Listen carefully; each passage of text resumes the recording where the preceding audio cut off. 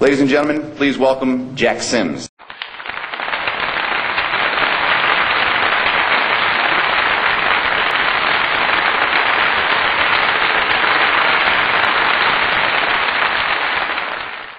A lot of companies then hire consultants, which I do that. I did a bit of consultancy. And all consultants do is think about your business for you. And you should be doing that. No good. No good. You got to be really consistent in everything you do. We had a BHAG. Anybody know what a BHAG is? Big, hairy, audacious goal.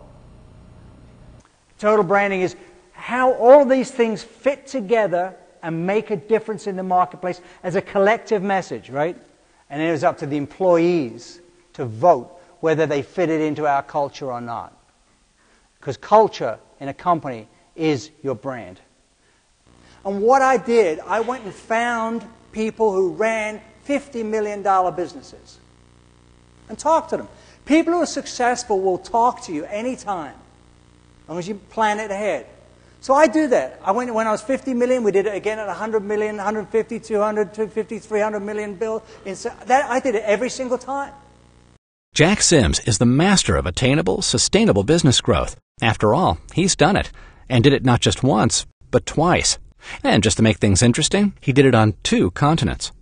Jack founded leading marketing strategy and business communication agencies and grew his own company into the largest of its kind in the Western Hemisphere. Along the way, he helped grow the businesses of some of the biggest and best-known brands in the world, like Polaroid, British Airways, Burger King, General Foods, General Electric, and more. Recently, we hooked up with Jack at his winter home and asked him why companies and associations come to him for his business growth expertise. I think a lot of the people who come to ask me for either to speak for them or to do consulting work for them come to me because they know I've kind of been there and done that. You know, I've actually been there myself. I put my money on the counter, grown my own businesses to a national size on 2 continents, and it kind of worked.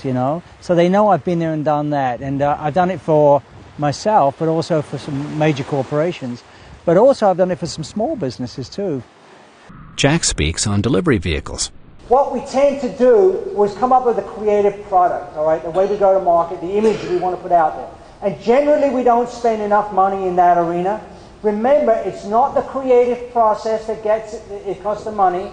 It's the delivery vehicle that you use, the TV, the print, whatever it might be. That's what costs the money. Look at your bills. You're going to find that for sure, okay? Check it out. Then I'm suggesting what we do is spend a little bit more on the front end. Don't be a creative director yourself. You're locksmiths. Let creative people do the things that hire better people to do that part of your business. Spend a little bit more money on the creative process and maybe a little bit less money on the media, and I promise you the return on your investment will increase. Here's Jack on keeping your promises. Most companies do not keep their promises. They put it in all the words and everything out there, in the brochures and the literature, but they don't come through. Any AT&T customers here? Anybody actually spoken to an operator? Right? You guys are a fairly sophisticated bunch of people, and I'm sure you've all traveled a lot, and you've probably been to Europe and England. How many, just by show of hands, how many of you have actually been to England? Oh, well, good chunk. Okay, so a lot of you have actually tasted some of that food that I was raised on. Yeah.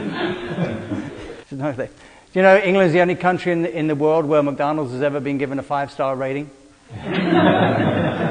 It's true. It's true. Jack says change is imperative. Hey, are we working hard enough on growing our business? Are we growing our businesses because we're actually putting the time and effort and energy in to do it? Or we're getting a little chubby here, We're getting a little bit fat. Are we thinking the way we should be thinking? Are we prepared to change? Because the economy and everything else that we're seeing around us, the way things are happening, we've got to change if we want to raise the bar, right? And we've got to have that passion and the will to win. And you've got to share that with your people. This is CNA Money Matters Today. First, here to talk about branding is the man who wrote the book on it. Jack Sims is a marketing and branding consultant. He wrote the book, Growing Small Businesses into Big Brands. Thank you for joining me. Thank you for having me. I appreciate it. So how do you set about creating the message for that brand so that you can keep the promise? Well, you have to understand, first of all, that you are a brand. If you sell one thing to somebody, you are a brand. Right? Then you have to go and check with the customers, make sure that you find out what they really want and find out who your customers really are. And once you've got that in place, then you can start putting a program to make that happen. So what you're saying is it doesn't just need to be on the store shelves to be a brand. No, it can be anything in life. I mean, as I say, we're both personally branded. People think of you as a certain way. They think of me as a certain way. My family thinks of me as a different way to the audience here sees me tonight. You know, my grandson thinks of me. Oh, it's just Grandpa. You know, you know, so it's not the big branding and marketing consultant, right? Exactly. You know, so we're all personally branded, and we have to understand that. And the same in business. Every business has a brand. When Jack Sims got involved with our company, we were a small regional player, so we were looking for that assistance that we needed to help us take it to the next level. Jack was the guy to help make that happen. He helped us in our marketing, our strategic vision, and branding of the company, which took us from that small regional player to being the largest producer of custom-made, professionally installed awnings and solar screens. So I figured, all right, I'm going to take this just a little bit further. I called up the bike company. I figured, I can dig this out, right? So I called up the bike company. I won't tell you their name, Santa Fe Bike. And I got a mic now. Nearly.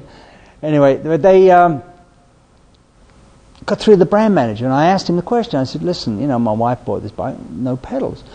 All of your brochures show people, because it's like a prerequisite for a bike, isn't it? I mean, you kind of...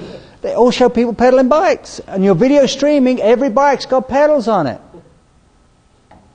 Well, so you have to say, understand, this is a top-of-the-line bike and people want to know, but no, that's not good enough. Then comes the kicker, and this is it. But, sir, this is the industry standard. Who cares? I'm a customer, man. Right? Are you doing things in your industry that's the industry standard? Don't care. Make it right for the customers. Okay? Make it right. Keep your promises. Well, my dad told me when I was 11 years old, I was working in the store one day, and he said, son, you got to look after the customers. You've got to treat them all equally. Every customer you've got to treat equally. I said, well, that's nice, Dad. Thanks. He said, let me tell you, that some customers are just a little bit more equal than others. And that's the truth. And that's how I think if anybody could learn that bit, just look after your best customers, look after them the best you can, and that'll be a great thing for you. Thank you. It's been my pleasure.